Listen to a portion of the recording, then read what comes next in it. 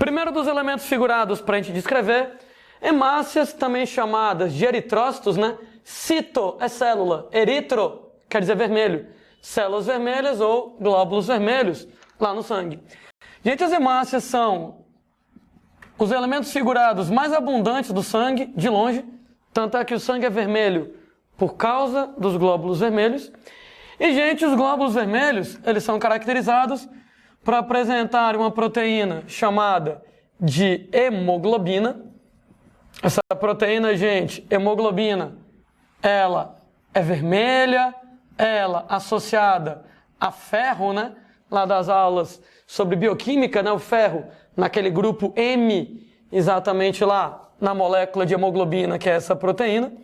E o papel da hemoglobina, exatamente o objetivo de transporte de gases, particularmente para poder transportar oxigênio no sangue da gente.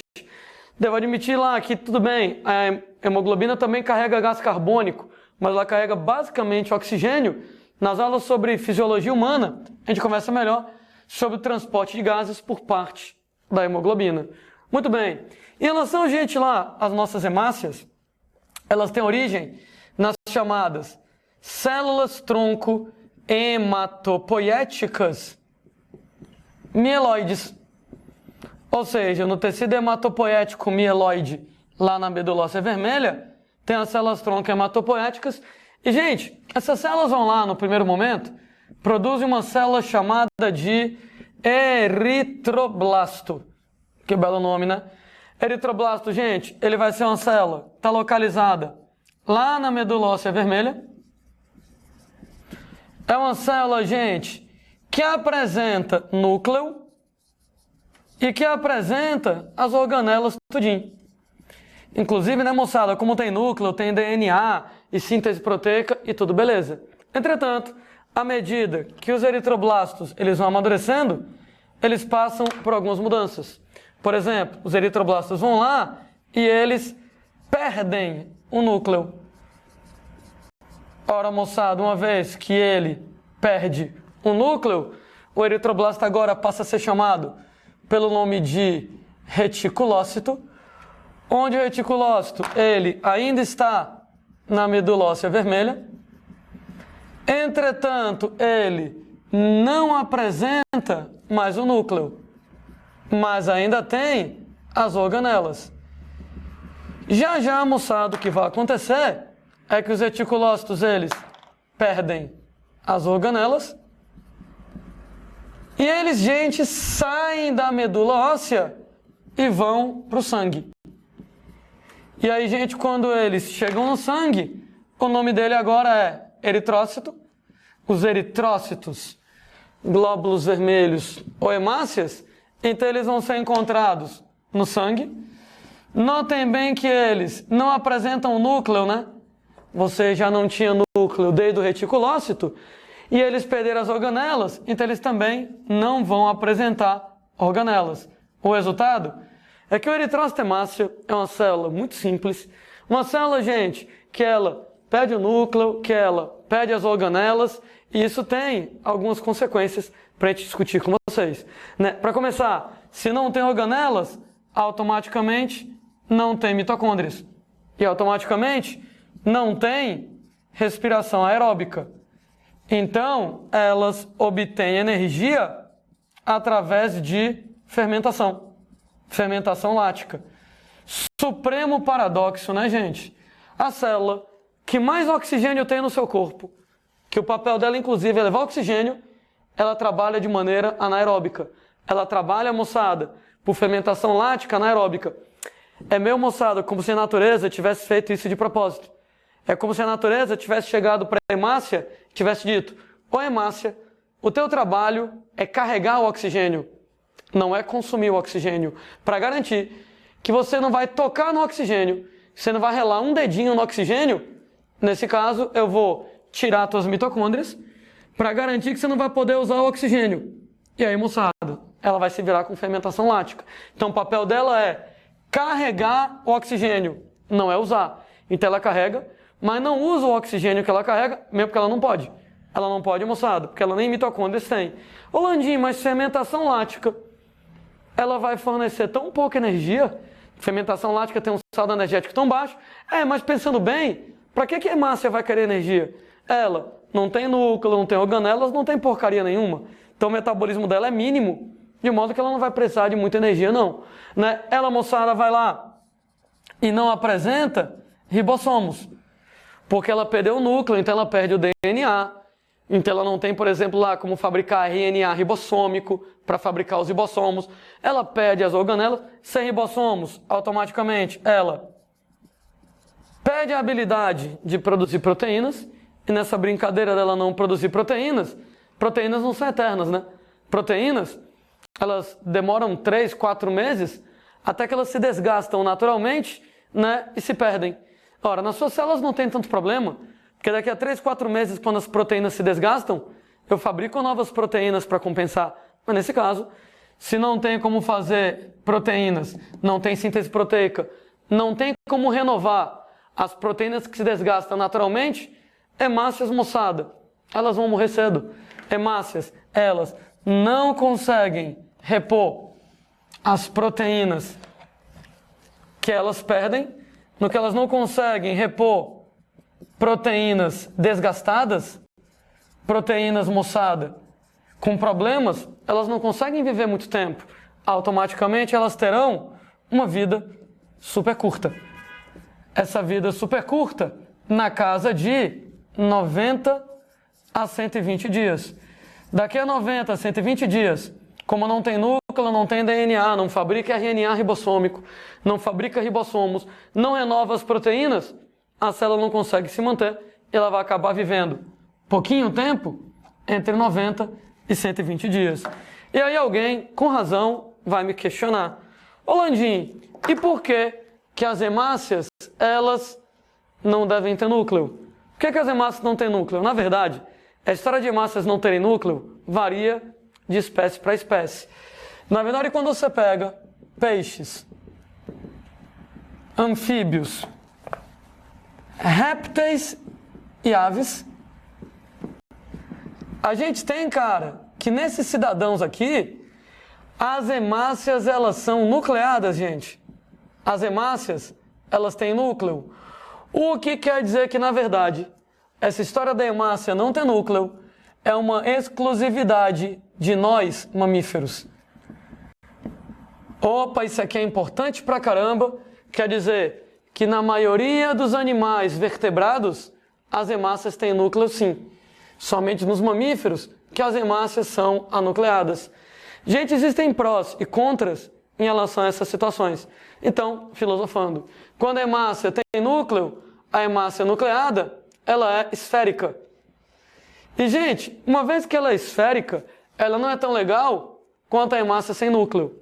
Porque as hemácias, elas perdem o núcleo para poder assumir um formato que a gente vai dizer que ela é bicôncava. Quando você vai dizer, moçada, que ela é bicôncava, a nossa hemácia, vista de frente, parece um disco, né?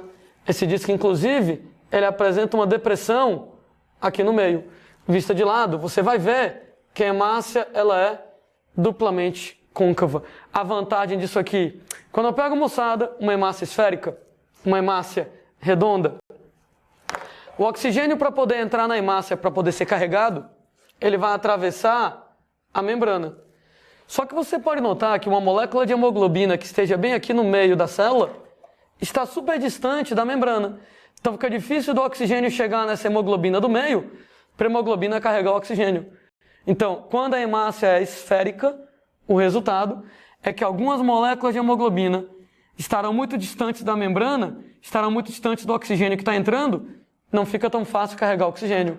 Mas quando eu pego a hemácia achatada, bicôncava, ora, moçada, todas as moléculas de hemoglobina estão perto da membrana.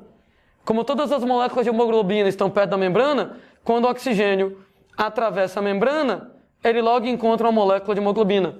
Quando o oxigênio atravessa a membrana, ele logo encontra a molécula de hemoglobina.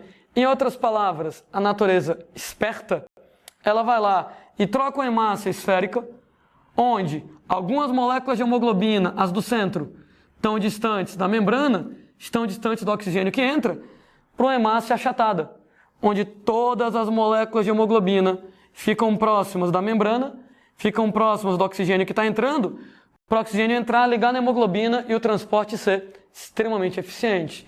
Então, vou argumentar com vocês que a hemácia bicôncava, ela apresenta uma maior relação superfície-volume, ou seja, ela apresenta muita membrana e pouco citoplasma. Ela apresenta uma grande proporção de superfície, ela tem muita membrana, e como ela é achatada, ela tem pouquinho citoplasma. Então, muita superfície de membrana, pouco volume de citoplasma, e a vantagem de uma grande relação superfície-volume é exatamente melhorar a captação de oxigênio. Então, o oxigênio ele é captado com eficiência maior. Enquanto que as hemácias esféricas, comparadas com as nossas, elas têm uma menor relação superfície-volume e automaticamente a captação de oxigênio já não é tão eficiente, porque, pela última vez, algumas moléculas de hemoglobina estão muito distantes da superfície, tem muito volume aqui dentro, né? Para pouca superfície de membrana. Então, algumas moléculas de hemoglobina estão muito distantes da superfície da membrana. Quando o oxigênio entra, tem dificuldade em encontrar hemoglobina para o oxigênio ser carregado. Isso aqui tem uma consequência bem interessante na nossa vida. Por que nós mamíferos somos muito mais fodões do que os outros animais idiotas e perdedores? Tudo bem, estou brincando com eles. Hein, por que a gente, moçada, a gente mamífero, tem um metabolismo mais acelerado do que, por exemplo, outros animais? Ora, simples. Porque como minha hemácia anucleada é bicôncava, ela capta mais oxigênio, então eu produzo mais energia, o meu metabolismo é mais acelerado. Nesses caras, a hemácia nucleada esférica, que não capta tanto oxigênio, o metabolismo já não vai ser tão interessante desse jeito. Entretanto, né, moçada? Ganha-se de um lado, perde-se do outro, né? Quando você vai lá e tem a hemácia anucleada, nem tudo são flores. A gente tem vantagens e desvantagens. Por exemplo, a hemácia esférica, ela é nucleada. E a grande vantagem dela ser nucleada nesse caso é que ela sendo nucleada, gente, ela tem núcleo, ela tem DNA, ela fabrica RNA, proteínas, ou seja, ela tendo DNA, ela é capaz de fazer mitose, ela é capaz de se multiplicar, então ela pode ser renovada, e ela, moçada, apresenta uma vida longa. Estava comentando que a nossa hemácia ela tem uma vida curtinha, né?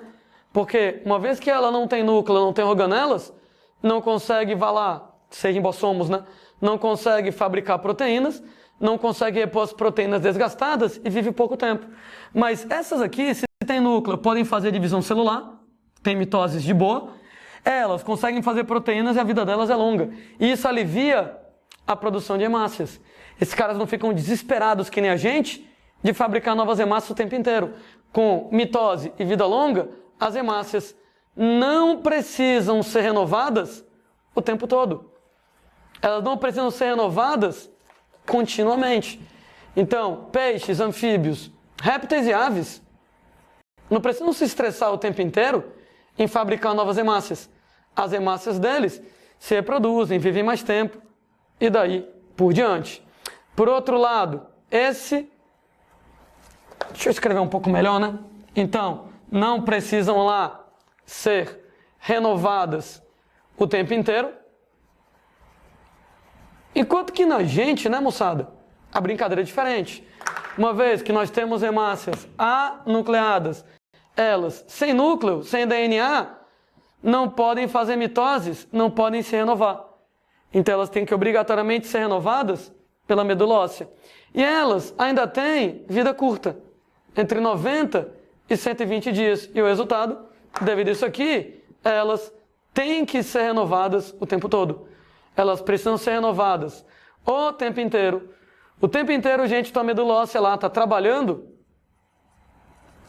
para poder renovar essas hemácias que a gente está perdendo. Gente, isso aqui acaba compensando, tá?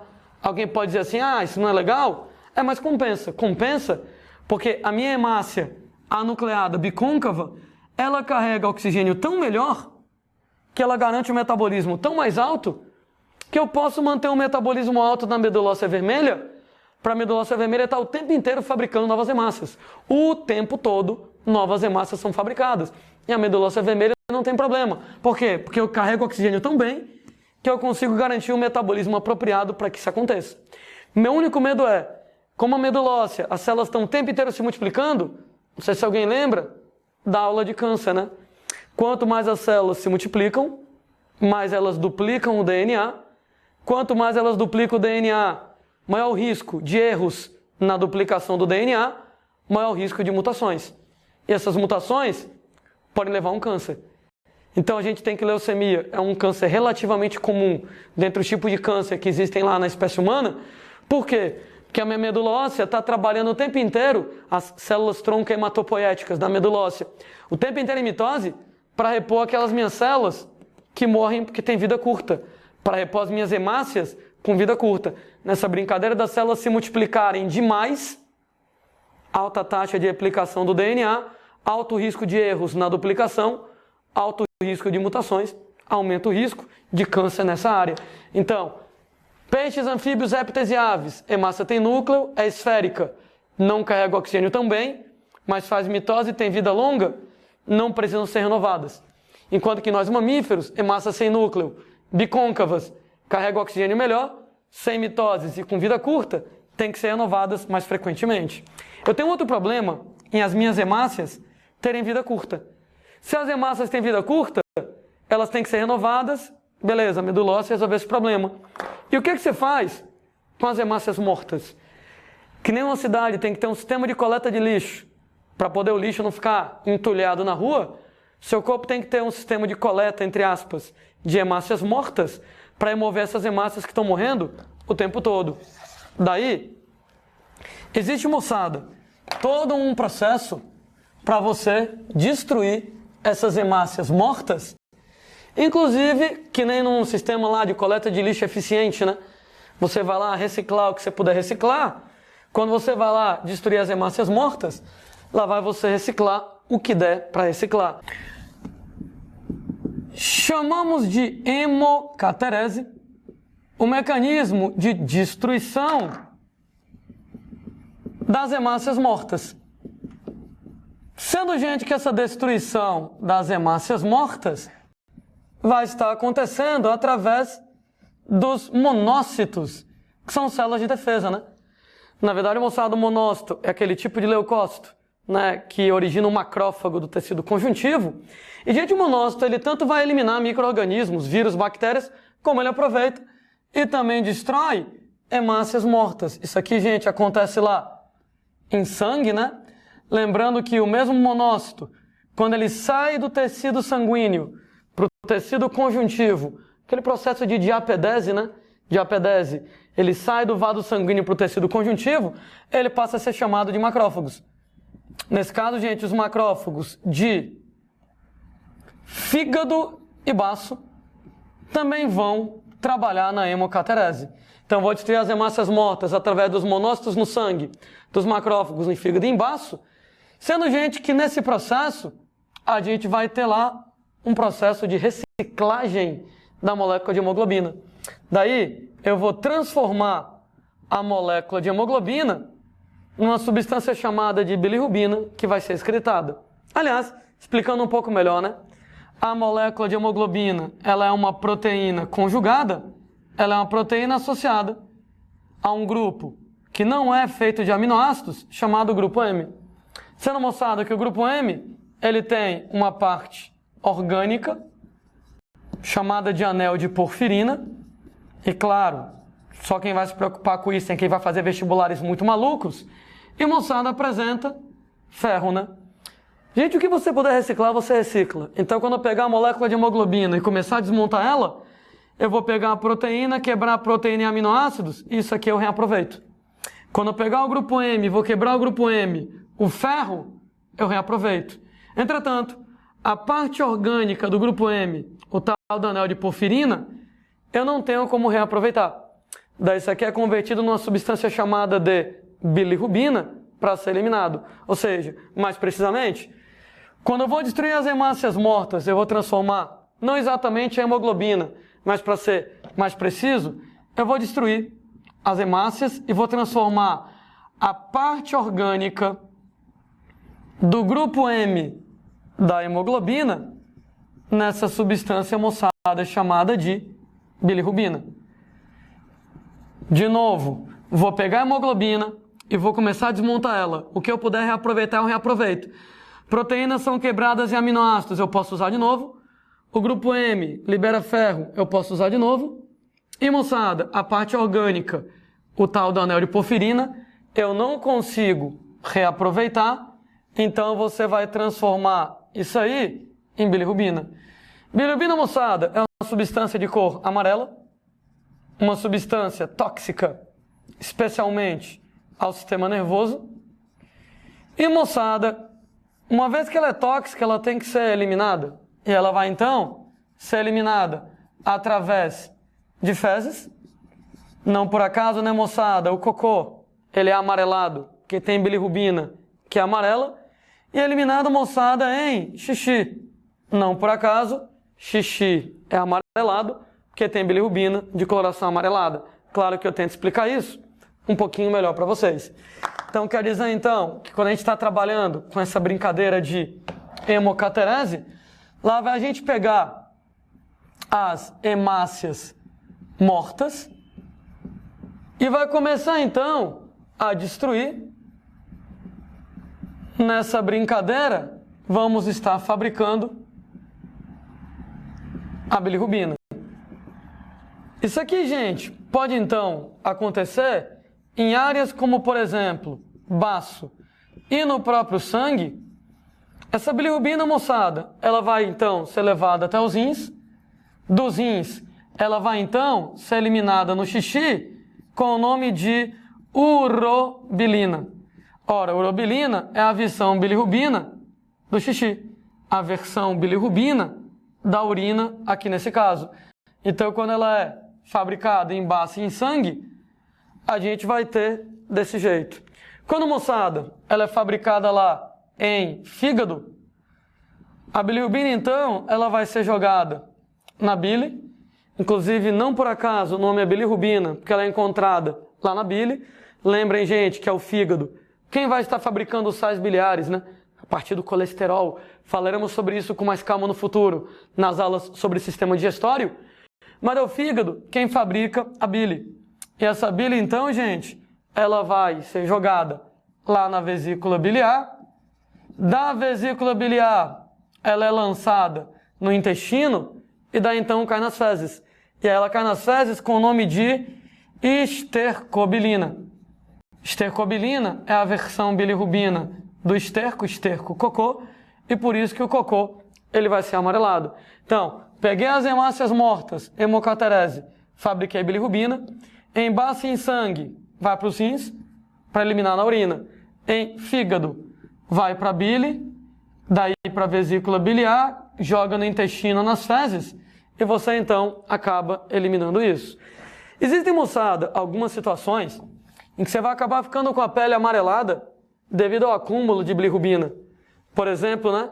De vez em quando você leva uma pancada muito grande e fica com a mancha roxa, né? Essa mancha roxa na pele, o famosíssimo hematoma. Ora, o que é hematoma? Hematoma, ele vai ser sangue derramado debaixo da pele. Esse sangue derramado debaixo lá da pele, ele, gente, não vai circular direito. No que ele não circula direito, ele vai lá, acumula gás carbônico, porque ele não está circulando direito, então ele não está saindo, ele fica parado naquela área, acumulando o CO2 que vem dos tecidos, e com isso, ele vai ficando azulado, arroxeado, o hematoma de cor roxa. Sendo que, não sei se alguém já notou, que quando você tem um hematoma, ele é roxo, mas quando ele vai sumindo, ele vai deixando de ficar roxo e vai ficando amarelado. Então você leva lá uma pancada, lá, uma chibatada bem segura, o hematoma, sangue derrama embaixo da pele porque vasos sanguíneos romperam, né? Aquele sangue lá parado, não circula, não é removido. Então ele vai acumulando CO2, que vem da respiração celular das células ao redor, vai ficando azulado, arroxeado, o hematoma. Por que ele vai ficando amarelado depois? Ora, ele vai ficando amarelado porque os monócitos naquela região, os macrófagos naquela região, vão então destruir as hemácias mortas no sangue derramado. E no que vão destruindo as hemácias mortas, vão fabricando bilirrubina amarela, e o resultado, à medida que o hematoma vai deixando de ficar roxo, ele vai ficando amarelado, porque nesse caso, ele vai acumulando bilirrubina. E aos pouquinhos, essa bilirrubina vai sendo removida, essa bilirrubina daquela área vai caindo no sangue, sendo jogada nos rins, para eliminar no xixi, e o resultado, a coloração amarela também desaparece. Lembro demais quando eu tirei meu bendito dente do siso, uma semana roxo e uma semana, moçada, lá, amarelado, por causa exatamente dessa situação. Então o hematoma que se formou lá, foi meio complicado lá a cirurgia, roxo e depois vai ficando amarelado. Você tem, gente, uma condição chamada de icterícia, que ela acontece em várias doenças. Em algumas doenças, moçada, como por exemplo hepatite, como por exemplo febre amarela, na famosa eritroblastose fetal, que a gente vai lá ver nas aulas de genética. Mas, gente, o que vem a ser o lance lá da icterícia? Icterícia, gente, ela vai ser a pele amarelada pelo acúmulo de bilirrubina. E quando a gente fala em pele amarelada pelo acúmulo de bilirrubina, o exemplo principal que eu queria colocar para vocês é o que acontece em relação à hepatite. Existem vários tipos de hepatite, Hepatite pode ser, de repente, lá, viral, é a mais comum, mas ela pode ser desencadeada por outros fatores, inclusive, moçada, por fatores químicos, Álcool, medicamentos e etc e tal.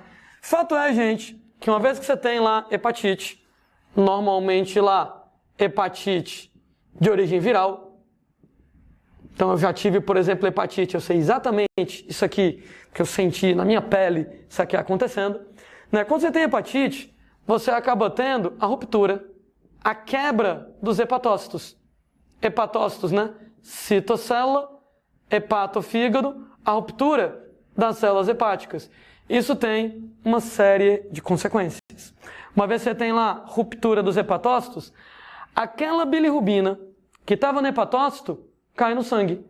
Isso quer dizer, então, que no que aquela bilirrubina do hepatócito cai no sangue, aumenta a bilirrubina no sangue. Já que a bilirrubina no hepatócito cai no sangue, diminui a bilirrubina no hepatócito, diminui a bilirrubina, por exemplo, na bile. Eita caramba, consequências disso, No que aumenta a bilirrubina no sangue, automaticamente aumenta a bilirrubina no xixi. E no que aumenta a bilirrubina no xixi, moçada, fica escuro. Ele fica marrom, quase cor de Coca-Cola, que a bilirrubina, ela é um amarelo, às vezes puxado para verde, às vezes puxado para vermelho, que tem algumas versões da bilirrubina. De qualquer maneira, aqui no xixi, ela é amarela puxada para vermelho. Então, nesse caso, gente, no que aumenta a bilirrubina no sangue, aumenta a bilirrubina no xixi, e o xixi chega a ficar escuro, cor de Coca-Cola. Landim, cor de Coca-Cola, não tá exagerando não? Tô não. Eu vi meu xixi dessa cor quando eu tive hepatite. Agora sim, Sabe quando fica lá um dedinho de Coca-Cola no copo, Que a Coca-Cola não fica tão marrom, fica marrom puxada para vermelho, bem parecido com xixi, de quando, por exemplo, você tem lá hepatite. No que tem muita bilirrubina no sangue, a bilirrubina, moçada, se acumula na pele. E no que a bilirrubina se acumula na pele, a pele então vai ficar amarela, que aliás é exatamente o quadro de icterícia, pele amarela pelo acúmulo de bilirrubina, aqui nesse caso. Só que tem outro detalhe para eu analisar com vocês. Diminui a bilirrubina na bile, Porque aquela bilirrubina que estava no fígado, quando a hepatócito arrebentou, a bilirrubina do fígado caiu no sangue. Então vai diminuir a bilirrubina no fígado, no que diminui a bilirrubina no fígado, diminui a bilirrubina na bile, então diminui a bilirrubina no cocô. No que diminui a bilirrubina no cocô, no que diminui a bilirrubina nas fezes, o cocô, gente, fica esbranquiçado. Acho que a coisa mais esquisita de quando eu tive hepatite não foi nem lá ficar amarelo e com xixi marrom. É ver o seu cocô branco. Os livros de medicina descrevem fezes em massa de vidraceiro, Se alguém já viu um cara trabalhando com vidro, o cara, quando ele trabalha com vidro, ele usa uma massa para polir o vidro, que ela tem uma consistência semelhante à do cocô, só que ela é branca acidentada. E o cocô fica parecido pra caramba com a tal da massa de vidraceiro. Tem, moçada, um nome fresco para isso. Chama acolia. Acolia. A quer dizer sem e coli, desrespeito a bile. Então, já que o coco fica sem bile, ele fica sem bilirrubina, ele não fica amarelado, ele fica branco. Né? Então, falarei sobre hepatite com mais calma no futuro. Quando a gente falar sobre doenças virais, então a gente vai falar dos vários tipos de hepatite. Mas, gente, sintomas tradicionalíssimos de hepatite. Né? Você vai ter xixi escuro, pele amarelada, cocô esbranquiçado, que aumenta a bilirrubina no sangue, no xixi e na pele, diminui a bilirrubina na bile e no cocô, e as cores, por assim dizer, vão ficar todas esquisitas, como eu estava descrevendo.